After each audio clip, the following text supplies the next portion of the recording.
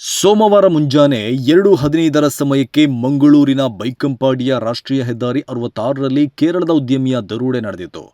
ಮಂಗಳೂರಿನ ಜನರನ್ನ ಆತಂಕಕ್ಕೆ ತಳ್ಳಿದ ಮತ್ತು ಮಂಗಳೂರಿನ ಕಾನೂನು ಸುವ್ಯವಸ್ಥೆಗೆ ಸವಾಲಿಸಿದ ಈ ಪ್ರಕರಣವನ್ನು ಪೊಲೀಸರು ಬೆನ್ನತ್ತಿದ್ದಾರೆ. ಮಂಗಳೂರಿನ ದಕ್ಷ ಪೊಲೀಸ್ ಕಮಿಷನರ್ ಸುಧೀರ್ ಕುಮಾರ್ ರೆಡ್ಡಿ ಮಾರ್ಗದರ್ಶನದಲ್ಲಿ ಅನುಭವಿ ಹಿರಿಯ ಪೊಲೀಸ್ ಅಧಿಕಾರಿಗಳ ನೇತೃತ್ವದಲ್ಲಿ ಪೊಲೀಸರ ವಿಶೇಷ ತಂಡಗಳು ದರೋಡೆಕೋರರ ಬೆನ್ನು ಬಿದ್ದಿದ್ದಾರೆ ಎಂಬ ಮಾಹಿತಿ ಇದೆ.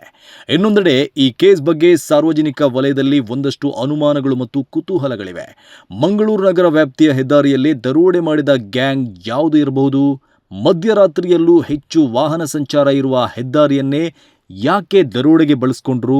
ಹೆದ್ದಾರಿಯಲ್ಲಿ ಹೆಚ್ಚಿನ ವಾಹನಗಳ ಸಂಚಾರ ಇರುವಾಗ ದರೋಡೆ ನಡೆಸಲು ಅವರಿಗೆ ಧೈರ್ಯ ಹೇಗೆ ಬಂತು? ಕ್ಷಣಾರ್ಧದಲ್ಲಿ ಈ ದರೋಡೆ ನಡೆಸಿ ಪರಾರಿಯಾಗಲು ಹೇಗೆ ಸಾಧ್ಯ ಆಯಿತು? ಇದು ಸ್ಥಳೀಯ ಗ್ಯಾಂಗ್ ನಡೆಸಿರುವ ಕೃತ್ಯವಾ ಅಥವಾ ಬೇರೆ ರಾಜ್ಯದ ದರೋಡೆಕೋರರು ಬಂದು ರಾಬರಿ ಮಾಡಿದ್ದಾರಾ?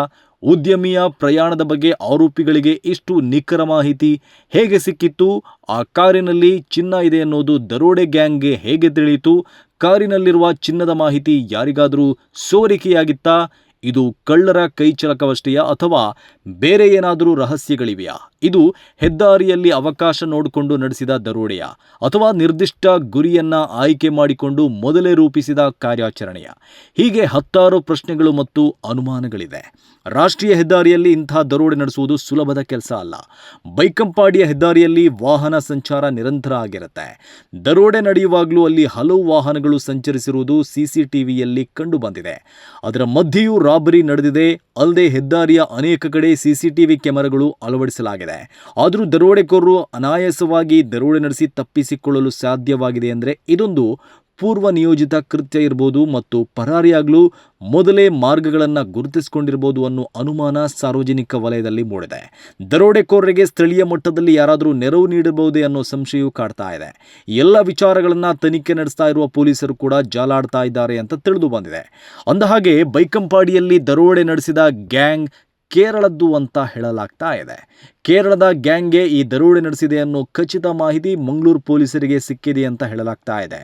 ಇಲ್ಲಿ ದರೋಡೆಗೆ ಒಳಗಾದ ಉದ್ಯಮಿ ಕೂಡ ಕೇರಳದವರು. ಹಾಗೆ ದರೋಡೆಕೋರ ಗ್ಯಾಂಗ್ ಕೂಡ ಕೇರಳದ್ದು ಅನ್ನುವಾಗ ಪೊಲೀಸರು ಮತ್ತು ಸಾರ್ವಜನಿಕರ ಅನುಮಾನಗಳು ಮತ್ತಷ್ಟು ಹೆಚ್ಚಾಗಿದೆ.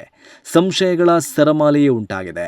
ಕೇರಳದ ಆ ದರೋಡೆ ಗ್ಯಾಂಗ್ ಅನ್ನ ಬೆನ್ನತ್ತಿ ಪೊಲೀಸರು ಈಗಾಗಲೇ ಕಾರ್ಯಾಚರಣೆ ಆರಂಭಿಸಿದ್ದಾರೆ ಅಂತ ತಿಳಿದು ಬಂದಿದೆ.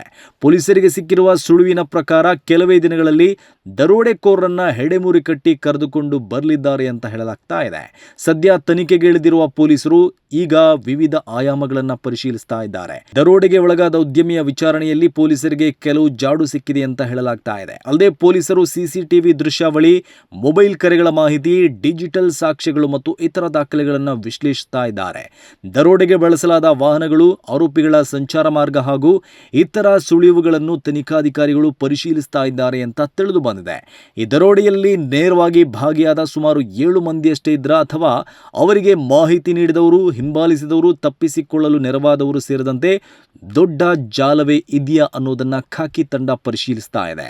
ಮಂಗಳೂರು ನಗರ ವ್ಯಾಪ್ತಿ ಮತ್ತು ಹೆದ್ದಾರಿಯ ಸಿಸಿಟಿವಿ ದೃಶ್ಯಗಳು, ಮೊಬೈಲ್ ಟವರ್ ಲೊಕೇಶನ್ಗಳು ಮತ್ತು ಡಿಜಿಟಲ್ ಸಾಕ್ಷ್ಯಗಳನ್ನು ಪೊಲೀಸರು ಜಾಲಾಡ್ತಾ ಇದ್ದಾರೆ.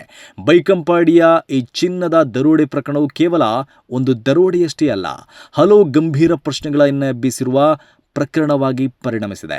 ಸಾರ್ವಜನಿಕ ವಲಯದಲ್ಲಿ ಏನೇ ಪ್ರಶ್ನೆಗಳಿದ್ರೂ ಅದಕ್ಕೆ ಪೊಲೀಸ್ ತನಿಖೆಯಿಂದಷ್ಟೇ ಉತ್ತರ ಸಿಗಲು ಸಾಧ್ಯ. ಈ ಘಟನೆ ಕೇವಲ ಒಂದು ದರೋಡೆ ಪ್ರಕರಣವೇ ಅಥವಾ ಇದರ ಹಿಂದೆ ಇನ್ನೂ ದೊಡ್ಡ ಸಂಚು ಅಡಗಿದೆಯಾ ಅನ್ನೋ ಪ್ರಶ್ನೆಗೆ ಪೊಲೀಸ್ ತನಿಖೆಯಲ್ಲಿ ಉತ್ತರ ಸಿಗಬೇಕಾಗಿದೆ. ಯಾವುದೇ ಅಪರಾಧ ಪ್ರಕರಣದಲ್ಲಿ ಊಹಾಪೋಹಗಳಿಗಿಂತ ಸಾಕ್ಷ್ಯಾಧಾರಗಳೇ ಮುಖ್ಯ. ಆದ್ದರಿಂದ ಸಾಮಾಜಿಕ ಜಾಲತಾಣಗಳಲ್ಲಿ ಹರಿದಾಡುವ ದೃಢೀಕರಿಸಿದ ಮಾಹಿತಿಗಳನ್ನು ನಂಬುವ ಬದಲು ಪೊಲೀಸ್ ಇಲಾಖೆ ಮತ್ತು ಅಧಿಕೃತ ಮೂಲಗಳಿಂದ ಹೊರಬರುವ ಮಾಹಿತಿಯನ್ನೇ ಆಧಾರವಾಗಿಡುವುದು ಸೂಕ್ತ. ಸದ್ಯಕ್ಕೆ ದರೋಡೆಕೋರರು ಕೇರಳದವರು ಮತ್ತು ಅವರನ್ನ ಮಂಗಳೂರು ಪೊಲೀಸರ ತಂಡ ಬೆನ್ನತ್ತಿದೆ ಅನ್ನೋ ಮಾಹಿತಿ ಬಿಟ್ಟರೆ ಹೆಚ್ಚಿನ ಮಾಹಿತಿ ಲಭ್ಯ ಆಗ್ತಾ ಇಲ್ಲ.